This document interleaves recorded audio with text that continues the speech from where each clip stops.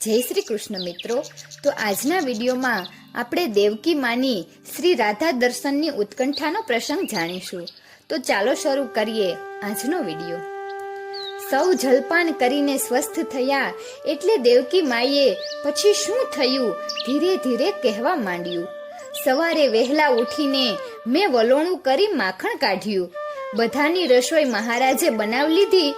ત્યાર પછી એ બધાને બહાર કાઢીને મેં સ્વયં હાથે ટીપી ટીપીને ચારેક રોટલા શેક્યા અને છેલ્લે એક છાલિયામાં રાત્રે જમાવેલું મોડું મહીં ભરીને એમાં મીઠું જીરું ને મિશ્રી ભેળવ્યા.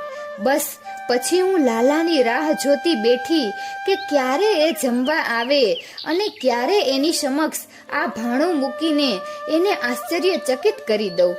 બરાબર મધ્યાહન સમયે લાલો મહેલમાં આવ્યો અને હાથ પગ મોં ધોઈને સીધો જમવા માટે ભોજન ગૃહમાં આવ્યો. મેં હરખથી એને આવકાર્યો, પાટલે બેસાડ્યો અને અંદર જઈને આ 3 વાનગીવાળી ભોજન થાળી તૈયાર કરીને એની આગળ મેં મૂકી દીધી. હરખ ઘેલી થઈ ગયેલી હું હાથમાં પંખો લઈને એની બાજુમાં બેસી પડી ને મારી લાગણી દર્શાવતા કહેવા માંડી, બેટા કનૈયા, મેં જાતે આ 3 વાનગી આપણા બંને માટે તૈયાર કરી છે. આજે તો મારી એવી ઈચ્છા છે કે હું મારા હાથે તને જમાડું અને તું તારા હાથે તારી આ જન્મ ભૂખી જનેતાને જમાડ. બેટા, જે રીતે તું વ્રજમાં યશોદા મૈયાને અને તારી પેલી સખી રાધાને માખણ ચોપડેલો રોટલો ને મય જમાડતો હતો, લાલા, મેં સ્વયં આ બધું તૈયાર કર્યું છે. માખણ વલોવ્યું છે મારી જાતે, મહી જમાવ્યું છે પણ મેં જ, અને કાના, બાજરી પણ જાતે દળીને એના લોટમાંથી મારા હાથે આ રોટલા શેક્યા છે. હું તો લાગણીશીલ થઈને બોલીએ જ જતી હતી ત્યાં એકાએક મારી નજર લાલા પર પડી ને હું તો ડઘાઈ જ ગઈ. પાટલા પરની થાળી બંને હાથે અધ્ધર ઉપાડી લઈને લાલો તો ફાટી આંખે એ 3 વાનગી સામે તાક્યા જ કરે. ના હલે કે ના ચલે, ના કાંઈ બોલે કે ના કાંઈ પૂછે, ન ખાય કે ન થાળી નીચે મૂકે. બસ થાળીમાંની એ 3 ભોજન સામગ્રી સામે અત્યંત દયામણું મોં કરીને લાચાર ભાવે નિરખ્યા જ કરે. લાલાની આવી ચેતનહીન ભાવદશા જોઈને હું તો ગભરાઈ ગઈ. પંખો ફેંકી દઈને મેં એના હાથમાંથી થાળી ખેંચી લેવા પ્રયત્ન કર્યો તો મને એમ લાગ્યું કે જાણે થાળી એના હાથમાં ચોંટી ગઈ છે. મેં તો, બેટા કનૈયા, બેટા કનૈયા, તને શું થાય છે દીકરા, એમ બોલીને એને મૂર્છાવસ્થામાંથી જગાડવાનો ભારે પ્રયત્ન કર્યો. પણ કનૈયો તો જાણે જીવતી જાગતી પાષાણ પ્રતિમા હોય તેમ એની સ્થિતિમાં યંત્રવત બેસી રહ્યો હતો. હું તો ચોધાર આંસુએ રડવા લાગી ને ઊભી થઈને પાછળથી એને બાથ ભરીને આક્રંદ કરવા લાગી. થોડી વારે એને એટલી સુરતા આવી કે મારી સગી માં, મારી જનેતા દેવકી ધ્રુસકે ને ધ્રુસકે રડી રહી છે. એટલે ધીરે ધીરે એ થોડો હોશમાં આવ્યો. એણે પાટલા પર થાળી મૂકી દીધી અને મારી સામે ફરી જઈને એટલું જ બોલ્યો, માં, તે આ શું કર્યું માં? આવી ભૂલ તે કેમ કરી દેવકી માં? મારા ભાણામાં મય માખણ ને રોટલો પીરસીને તો માં તે મારા રૂઝાવા આવેલા હૈયાના ઘાને ખોતરીને ફરી તાજો કર્યો. માં, હવે હું આ રાજમહેલમાં નહીં રહી શકું. એટલું બોલતો બોલતો એ તો ઉઠીને સામેના આસન પર જઈ બેઠો. ઝટપટ આંસુ લૂઈને હું એની પાસે પહોંચી ગઈ અને અત્યંત વાલથી એના માથે ને બરડે હાથ ફેરવવા લાગી. હું કંઈ બોલી શકી નહીં.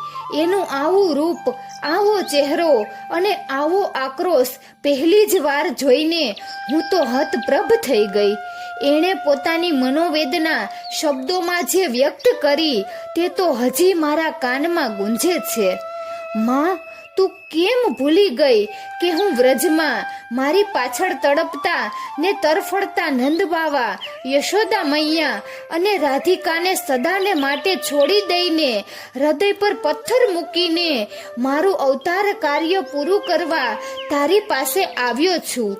માં, તે આજે મને મારા ભાણામાં માખણને રોટલો નથી પીરસ્યા.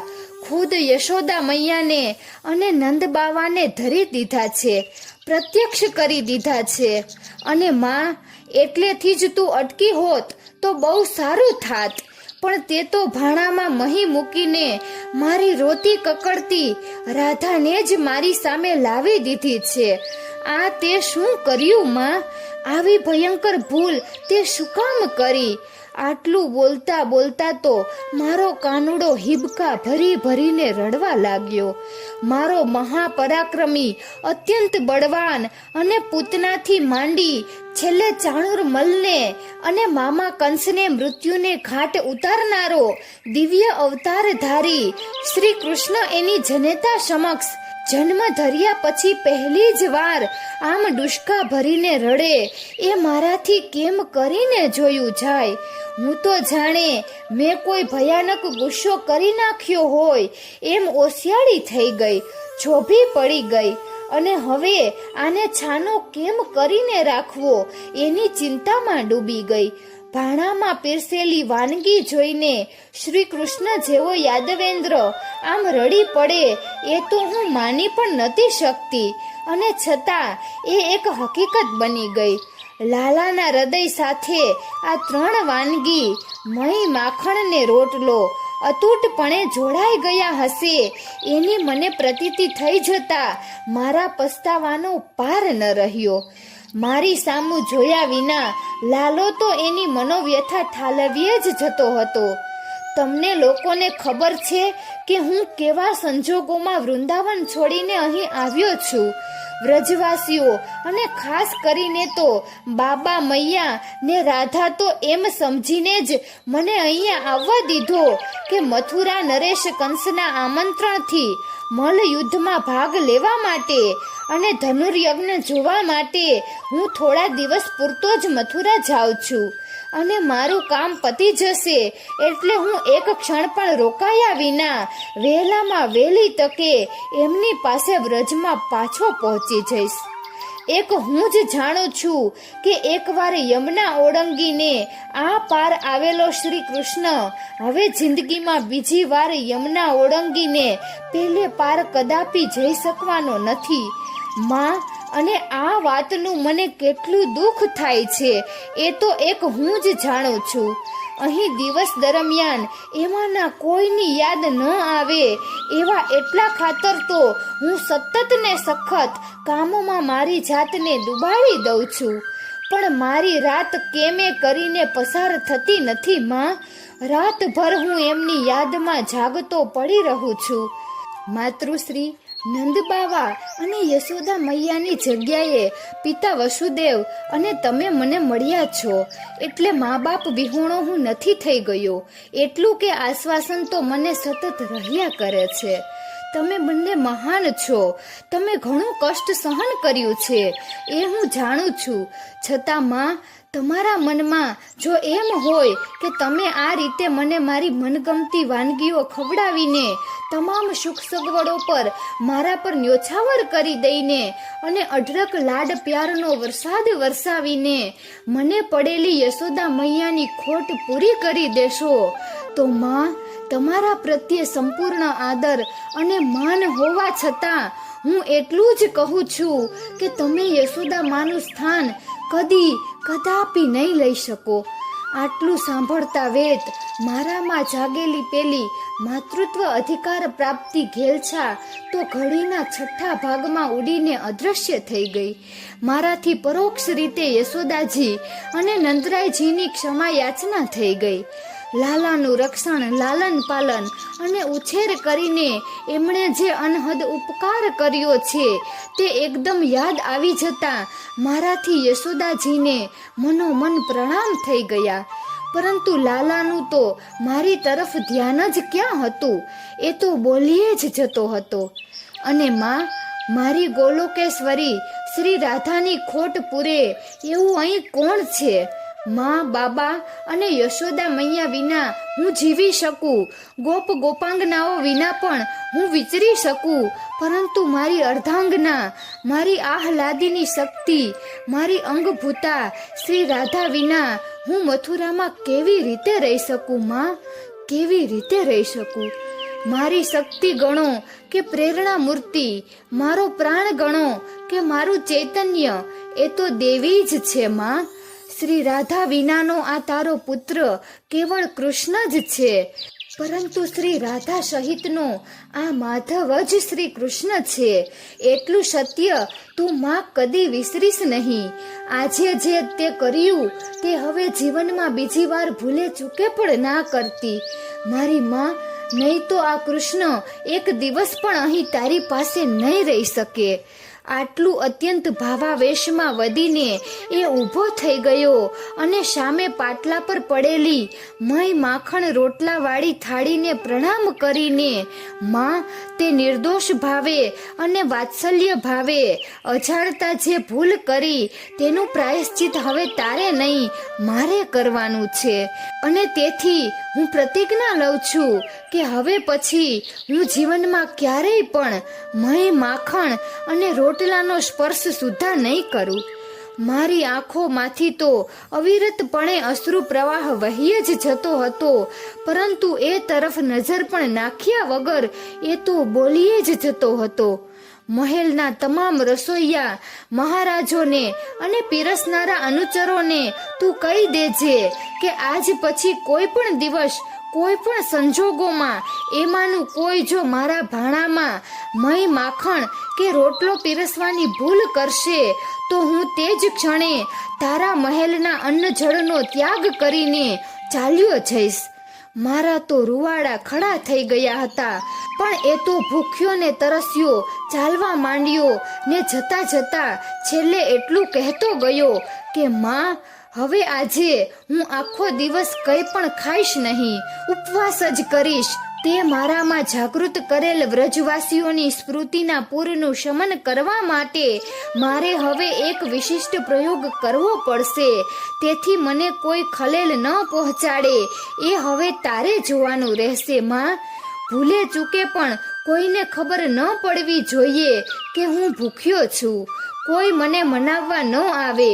હું મારા શયનખંડમાં ચાલ્યો જાઉં છું. કોઈ મને શોધે તો કહેજે કે કનૈયો તો સૂઈ ગયો છે, એને આજે જગાડતા નહીં. અને આટલું કહીને એ તો મને રોતી કકળતી મૂકીને એના શયનખંડમાં ભરાઈ ગયો. આટલું બોલતા બોલતા ખરેખર શ્રમિત થઈ ગયેલા અને લાગણીશીલ થઈ ગયેલા દેવકીજીને રોહિણી માએ સ્વહસ્તે પાણી પાયું અને પછી એ બોલ્યા. ત્યાર પછી શું થયું તે હવે તમે ન કહેશો બહેન. તમારાથી એ નહીં કહેવાય. તમારું હૈયું ભરાઈ આવશે, માટે હવે મને કહેવા દો. મને બધી જ ખબર છે, કેમ કે તમે તરત જ મને બોલાવી લીધેલી. અને બીજા દિવસની સવાર સુધી આપણા બંને પર જે કંઈ વીત્યું છે તે હું આ લોકોને ટૂંકમાં કહી દઉં, એટલે એમને પણ ખ્યાલ આવી જશે કે એ દિવસથી માંડીને આજ દિન સુધી મથુરાના અને દ્વારિકાના રાજમહેલના રસોડે મય માખણને રોટલા પર આપણે બંનેએ સદાને માટે જે પ્રતિબંધ મૂકી દીધો છે એની પાછળનું સાચું રહસ્ય શું છે. આટલું કહીને આગળનો પ્રસંગ કહેવાની જવાબદારીમાંથી રોહિણી દેવીએ દેવકીજીને મુક્ત કર્યા અને પોતે કહેવા લાગ્યા. દીકરીઓ, પછી તો એ દિવસે મારીને દેવકી બેનની કઈ દશા થઈ છે ન કહેવાય કે ના સેવાય. એવી કફોડી સ્થિતિમાં મુકાઈ ગયેલા બહેને એ દિવસે અન્નનો એક દાણો પણ મોંમાં ન મૂક્યો. સંસારમાં એવી કઈ માં હોય જેનો પુત્ર રિસાઈને ભૂખ્યો સૂઈ ગયો હોય તો એ પોતે ભાણે બેસીને જમી શકે. દિવસ તો માંડ માંડ પસાર થયો. કનૈયો તો એના શયન કક્ષમાંથી બહાર જ ન આવ્યો અને એને કોઈ ભૂલમાં જગાડવા કે બોલાવવા જાય નહીં, તે માટે બહેને એના શયન કક્ષની બહાર ખડે પગે પહેરો ભર્યો. મોડી સાંજે હું ફરીથી એમની પાસે ગઈ ત્યારે એમણે મને કહ્યું, મારું એક કામ કરો મોટા બહેન, આ એક પ્યાલો દૂધ લઈને તમે અંદર જાઓ. જાગતો હોય તો તમે તમારા સોગંદ આપીને એને આટલું દૂધ પી જવા સમજાવજો, અને જો ઊંઘી ગયો હોય તો એ જાગી ન જાય એ રીતે ચૂપચાપ આ પ્યાલો એના પલંગ પાસે ઢાંકીને મૂકી દેજો. મારી તો હિંમત નથી ચાલતી એની પાસે જવાની. દૂધનો પ્યાલો લઈને હું ધીરેથી એના શયનખંડમાં પ્રવેશી, પણ એ જે રીતે પલંગમાં પોઢ્યો હતો તે જોઈને હું તો ઠરી જ ગઈ. પલંગ પર અમારો પુત્ર કનૈયો હતો જ નહીં, કેવળ એનું નિશ્ચેતન સ્થૂળ શરીર, એનો માત્ર દેહાકાર જ હતો. અંદરનું ચેતન તત્વ, પ્રાણ તત્વ, આત્મ તત્વ તો સૂક્ષ્મ રૂપે દેહમાંથી નીકળી જઈને ક્યાંક પહોંચી ગયું હતું. તરત જ મને શ્રી ગર્ગાચાર્ય એના નામકરણ સંસ્કાર વખતે ખાનગીમાં કહેલી શ્રી કૃષ્ણ અને શ્રી રાધા બંનેના અવતારની કથા યાદ આવી ગઈ. હું સમજી ગઈ કે કાનુડો તો અત્યારે એની મહાભાવ રૂપા નિત્ય નિકુંજેશ્વરી કિશોરી શ્રી રાધાના સાનિધ્યમાં સૂક્ષ્મ દેહે પહોંચી ગયો છે, અને પલંગમાં તો માત્ર એનો સ્થૂળ દેહ જ છે. હું દેવકી નંદન શ્રી કૃષ્ણના સ્થૂળ દેહને જોઈ ન શકી, અને દૂધનો પ્યાલો ઢાંકીને બાજુમાં મૂકી દઈ ચૂપચાપ બહાર નીકળી ગઈ. મેં અંદર જે કંઈ જોયું તે ત્યારે તો બહેનને પણ ન જ કહ્યું, કેમ કે એ સાંભળવા જેટલી માનસિક સ્વસ્થતા તે વેળા એમનામાં હતી જ નહીં. એ રાત્રે હું બહેનની સાથે જ એના કક્ષમાં સૂઈ ગઈ, જેથી એમને મારી હૂંફ રહે. મને યાદ છે કે આખી રાત તેઓ ઊંઘ્યા નહોતા. રાતમાં કંઈ કેટલી વાર ઉઠીને એ લાલાની ખબર કાઢવા અંદર જતા, પરંતુ દૂર બારણામાંથી જ એને ભર ઊંઘમાં પોઢેલો જોઈને ચૂપચાપ પાછા ચાલ્યા આવતા.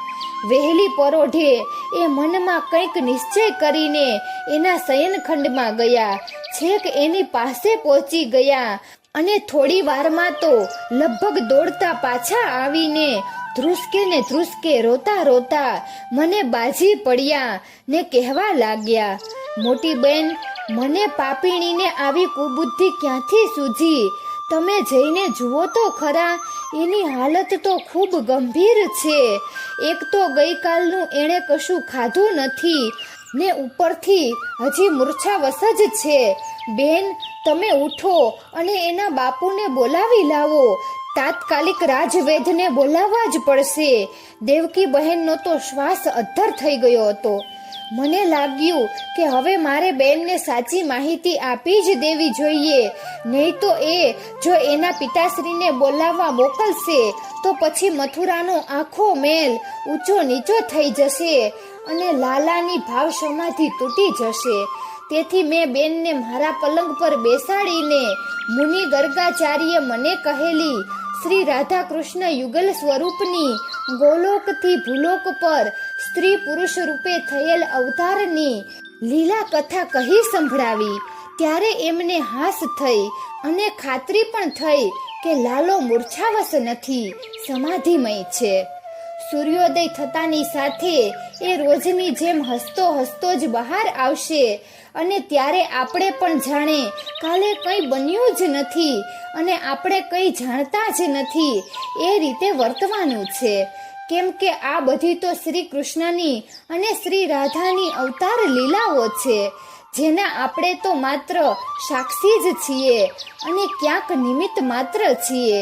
એટલું કહીને મેં એમને શાંત પાડ્યા.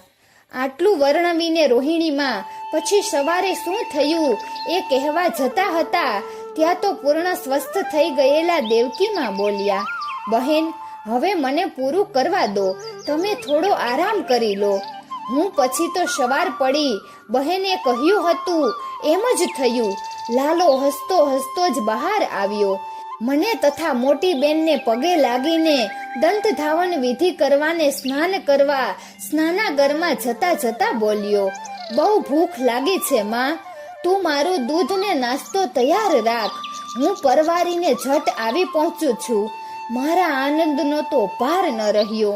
બેનની સલાહ મુજબ જ હું વર્તી. જાણે કે અમારા મા દીકરા વચ્ચે કંઈ બન્યું જ નથી.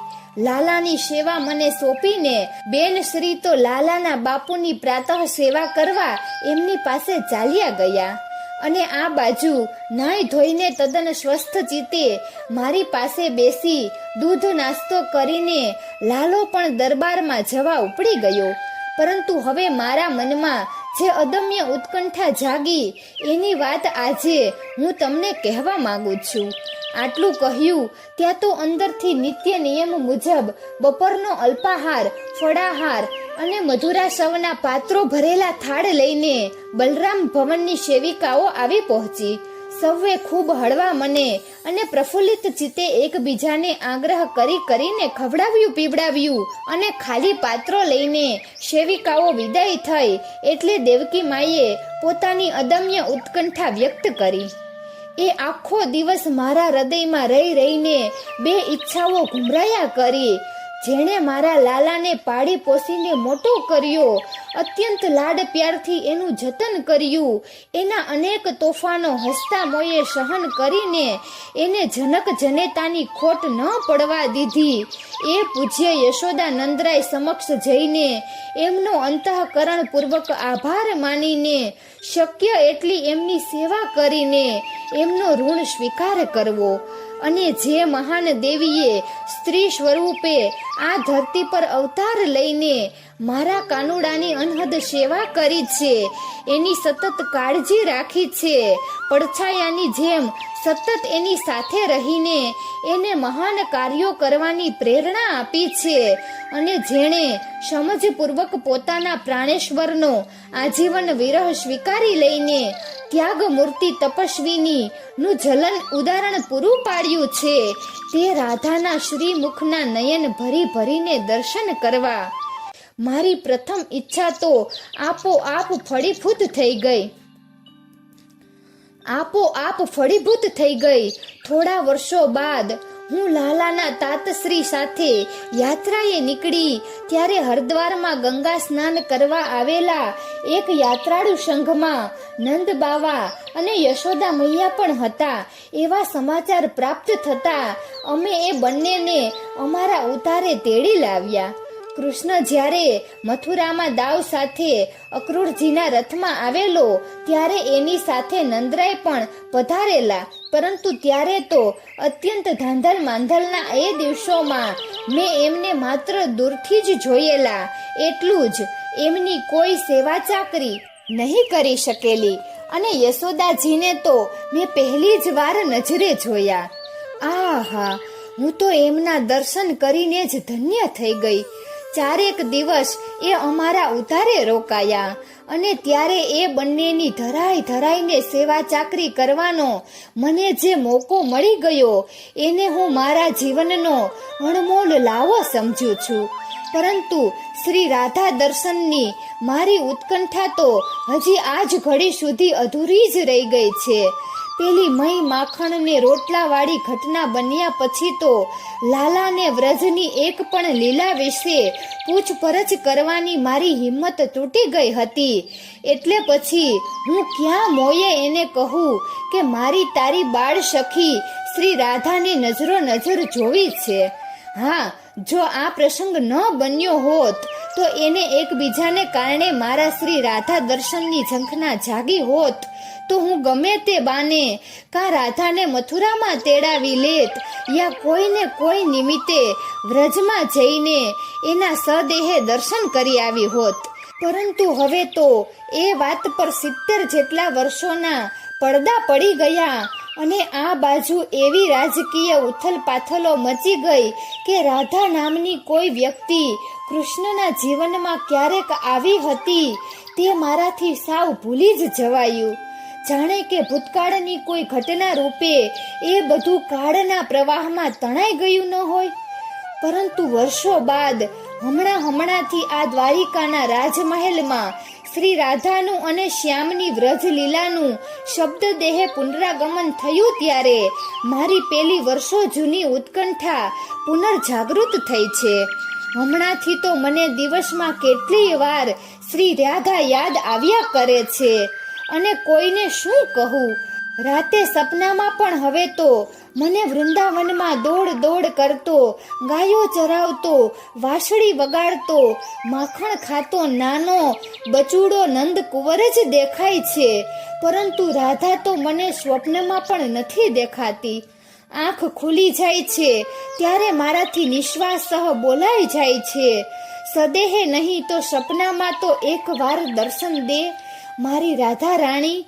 બોલતા બોલતા અત્યારે પણ દેવકીમાંથી એક ભારે નિસાસો નખાઈ ગયો.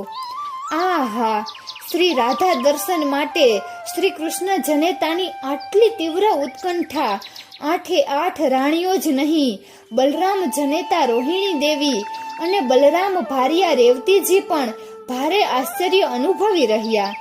રૂકમણીને એક ક્ષણ માટે એવો વિચાર પણ આવી ગયો કે શ્યામ સુંદર તો અંતર્યામી છે, તો પોતાની માતાના અંતરમાં વર્ષોથી દબાઈને પડેલી આ ઉત્કંઠા શું એમના ધ્યાન બહાર હોય ખરી? જો ન હોય તો તેઓ પોતાની જનેતાની આટલી ઈચ્છા કેમ પૂરી નહીં કરતા હોય?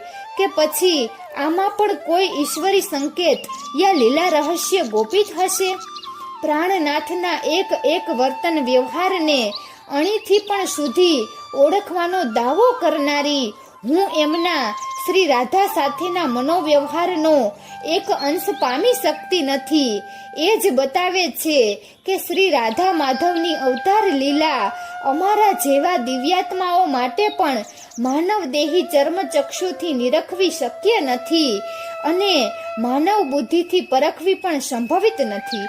આવો વિચાર આવી જતા ખુદ રૂકમણીજી પણ ઊનો નિશ્વાસ નખાઈ ગયો. બધાને આમ નિશાસા નાખતા જોઈને સૌના વડીલ અને વ્યવહાર કુશળ રોહિણીમાંથી આ દુઃખ જોયું ન જતું. તેમણે તરત જ કહ્યું, બહેન બેટી રૂકમણી, તમારા બધાયના મનમાં ઉછાળા મારતી જે ઝંખના, તૃષ્ણા અને ઉત્કંઠા રહી રહીને આવા નિશાસા નખાવે છે, તેનો અર્થ હું એવો કરું છું કે હવે એ આશા પૂરી થવાનો સમય પૂરેપૂરો પાકી ગયો છે. એક મારા સિવાય તમારામાંથી કોઈએ શ્રી રાધાને જિંદગીમાં ક્યારેય પણ નજરે જોઈ નથી. તેથી એના દર્શન કરવાની તમને હવે જે તાલાવેલી લાગે છે તે જ સૂચવે છે કે હવે બહુ ટૂંક સમયમાં શ્રી રાધા દર્શનનો યોગ આવી રહ્યો છે. દેવકીજી સહિત 10 જણા વિસ્મિત વદને રોહિણી માની આગાહી સાંભળવા લાલાયિત થઈ ઉઠ્યા. ત્યારે બલરામ જનેતા એટલું જ બોલ્યા, શ્યામે નારદજી સાથે બેસીને જે આયોજન કર્યું છે તે મુજબ તો નવગ્રહ શાંતિ યજ્ઞ નોમના દિવસે પરિપૂર્ણ થાય પછી 11ના દિવસે અર્જુન અને સુભદ્રાની સાથે અત્રેની જેમને પણ કુરુક્ષેત્રના એ શાંતિ યજ્ઞમાં ભાગ લેવા અને કુંભ મેળા નિમિત્તે પોષી પૂનમનું યમુના સ્નાન કરવા કુરુક્ષેત્રમાં જવું હોય તેમને માટે ત્યાં જવાની વ્યવસ્થા વિચારી લેવામાં આવી છે. મને લાગે છે કે દાવના તાતશ્રી મને અને બહેનને તો લઈ જ જવાના છે. તો પછી તમારામાંથી પણ જેમને ત્યાં આવવું હોય તે શું કામ ન આવે? તમને સૌને કદાચ ખબર ન હોય તો હું જાણું છું માટે કહી દઉં કે કુરુક્ષેત્રના કુંભ મેળામાં યમુના સ્નાન કરવા માટે વ્રજવાસીઓ તો દરેક વખતે ખાસ ચાહીને આવે છે. ગોકુળ, નંદગાંવ અને બરસાનાના આબાલ વૃદ્ધ ગોપ ગોપાંગનાઓ આ વર્ષે પણ અચૂક આવશે જ, કેમ કે આ વર્ષે તમામ યાત્રાળુઓની રહેવા જમવાની વ્યવસ્થા હસ્તિનાપુર સામ્રાજ્ય વતીથી મહારાજ યુધિષ્ઠિરે કરી છે. એટલું જ નહીં, આ દિવસોમાં જ એમનો પેલો શાશ્વત શાંતિ મહાયજ્ઞ પણ કુરુક્ષેત્રની ભૂમિ પર યોજાવાનો છે. એટલે એક પંથ બે કાજ જેવા આ સુયોગનો લાવો લેવાનું એ લોકો તો ચૂકશે જ નહીં. પણ બા, રાધાજી ત્યાં આવશે એની શી ખાતરી? એ તો કદાચ ન પણ આવે તો? અત્યાર સુધીમાં પહેલી જ વાર રેવતીજી બોલ્યા અને એમનો આ પ્રશ્ન પ્રાણ પ્રશ્ન બનીને સૌના અંતરને હચમચાવી ગયો. રોહિણીમાં સહજ હસ્યા ને પછી બોલ્યા, રાધા ત્યાં આવશે કે કેમ એ તો હું નથી કહી શકતી, પરંતુ એટલું જરૂર કહી શકું છું કે વ્રજભૂમિમાં જેમણે પણ શ્યામ સાથે બાળપણ વિતાવ્યું છે અને જેમણે પણ નંદકુંવરનો નેડો લાગ્યો છે તે સૌ આ વખતે કુરુક્ષેત્રમાં આવવાના જ, કેમ કે એમને એટલી તો ખબર પડી ગઈ જ હશે કે કુરુક્ષેત્રની રણભૂમિ પર એક મોટા યજ્ઞનું આયોજન પાંડવો દ્વારા થઈ રહ્યું છે અને જ્યાં પાંડવો હોય ત્યાં શ્રી કૃષ્ણ તો હોય જ. એ વાત હવે આર્યાવર્તમાં કોઈથી અછાની રહી નથી. તેથી એમના પ્રાણ પ્યારા નંદકુંવરને નિરખવા ને હરખથી મળવા વ્રજવાસીઓ ત્યાં આવ્યા વિના રહી શકવાના જ નથી. પણ સ્વામીનાથ તો મને એમ કહેતા હતા કે પોતે યાદવોને નિરંકુશ કરીને અને દ્વારિકાને એમના ભરોસે મૂકીને ક્યાંય જવાના નથી. એમને યાદવોના ક્ષેમ કુશળની એટલી બધી ચિંતા છે કે ખુદ નારદજીને પણ એમણે મારા સાંભળતા કહ્યું હતું કે પાંડવ શ્રેષ્ઠ યુધિષ્ઠિરને એક અગત્યનો સંદેશો આપવા ઉદ્ધવજીને તેઓ થોડા દિવસ પછી ત્યાં મોકલવાના છે. પટરાણીથી આટલું કહ્યા વિના ન રહી શકાયું અને જ્યાં ઉદ્ધવનું નામ પડ્યું કે તરત જ દેવકીમાં બોલ્યા. શ્યામનો સંદેશો લઈને જો ઉદ્ધવ કુરુક્ષેત્ર જવાનો હશે તો એ નંદગાંવ બરસાના પણ જશે જ. મને એટલી ચોક્કસ ખબર છે કે કૃષ્ણના મથુરા ગમન બાદ વ્રજમાં કૃષ્ણ પોતે બીજું કોઈ ભલે એકેય વાર ન ગયું હોય, પણ આ ઉદ્ધવ એવો ભાગ્યશાળી છે કે મારા દેખતા એકવાર નહીં 2 વાર વ્રજમાં ગયો છે. કાનાનો ખાસ સંદેશો લઈને જ ગયો છે. પહેલી વાર તો ઝટ પાછો આવેલો, પણ બીજી વાર તો એ ત્યાં જઈને શ્રી રાધા અને ગોપીઓના શ્રી કૃષ્ણ પ્રેમ આગળ એવો પ્રજ્ઞા પરાજિત થઈ ગયો કે પછી 6 મહિના સુધી એ એમની સાથે વ્રજમાં જ રોકાઈ ગયો અને આવ્યા પછી તો એવો બદલાઈ ગયો કે પૂછો વાત. કોણ જાણે એણે ત્યાં એવું તે શું જોયું કે રાધાના ને ગોપીઓના ગુણ ગાતા હજી સુધી થાક્યો નથી. મને લાગે છે કે કુરુક્ષેત્ર સુધી એ જવાનો હશે તો વ્રજમાં ગયા વિના એ રહેશે નહીં. કૃષ્ણ એને મોકલશે જ. દેવકી માએ તો સ્વાભાવિકપણે આટલું કહ્યું, પરંતુ આ સાંભળ્યા પછી શ્રી કૃષ્ણની 8 રાણીઓના ચિત્તમાં જે ચટપટી શરૂ થઈ એ તો સૌની એકબીજાની સાથે ટકરાતી નજર પરથી જ વાંચી શકાતી હતી. સૌની નજર ફરી ફરીને સત્યા પર કેન્દ્રિત થતી હતી કે સૌ જાણતા હતા કે શ્રી કૃષ્ણની લાડલી રાણી સત્યાને પોતાના દિયર ઉદ્ધવ પર સવિશેષ પ્રેમ હતો અને દ્વારિકામાં હોય એટલા દિવસ ઉદ્ધવ રાણી સત્યાના મહેલે આવ્યા વિના રહેતો ન હતો. તેથી સત્યાને જો વિશ્વાસમાં લઈને તો એની મારફતે ઉદ્ધવજી પાસેથી શ્રી રાધા વિશે ઘણું જાણવા મળે.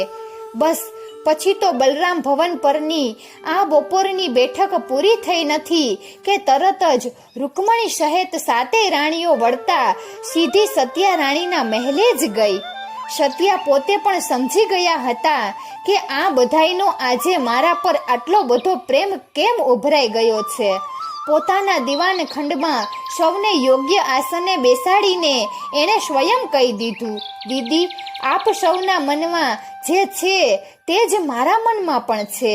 પણ દિયરજી આ વખતે તો જ્યારથી પાછા આવ્યા છે ત્યારથી અત્યાર સુધીમાં ફક્ત એકવાર મને મોં બતાવી ગયા છે.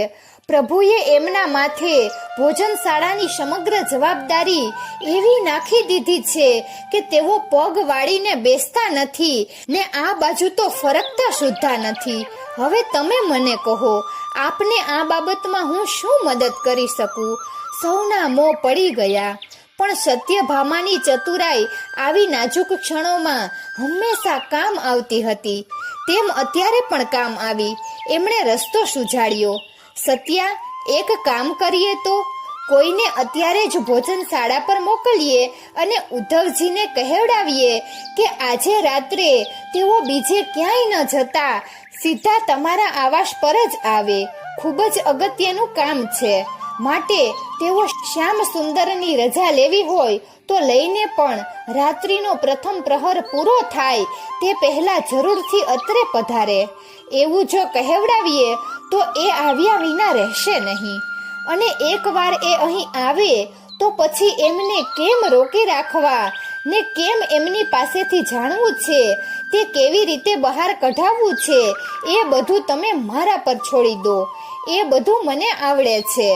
સત્યભામાની વાત સૌને ગમી ગઈ. તાત્કાલિક એક સેવકને ભોજનશાળા પણ મોકલ્યો અને અત્રેથી પાઠવેલા સંદેશાના પ્રત્યુત્તરમાં ઉદ્ધવજીને જણાવ્યું કે તેઓ રાત્રે જરૂરથી આવશે, કેમ કે આજે રાત્રે તેઓ તદ્દન મુક્ત જેવા છે. ખાસ કોઈ કામ બાકી રહ્યું નથી. સૌ આનંદમાં આવી ગયા અને અમે સૌ સમયસર આવી જઈશું એવું સત્ય રાણીને કહીને તેઓ પોતપોતાના આવાસે ગયા. મય માખણ ને રોટલે મા બાબા રાધા, દીઠા પ્રત્યક્ષ કાનુડે દ્રશ્ય અનુપમ આ. રાધા દર્શનની પુનઃ જાગે ઉત્કંઠા, દેવકીના દિલની તૃષા તૃપ્ત થશે શું ના. તો મિત્રો, આજનો આ પ્રસંગ અહીં પૂર્ણ થાય છે. તો આવતા વિડીયોમાં આપણે શ્રી રાધા ઉદ્ધવ મિલનનો પ્રસંગ જાણીશું. તો મિત્રો, તમને આ વિડીયો કેવો લાગ્યો જરૂરથી કમેન્ટ કરજો. જો સારો લાગ્યો હોય તો વિડીયોને લાઈક અને શેર કરજો અને અમારી ચેનલને જરૂરથી સબસ્ક્રાઇબ કરજો. વિડીયો અંત સુધી જોવા બદલ ખૂબ ખૂબ આભાર. જય શ્રી કૃષ્ણ. રાધે રાધે.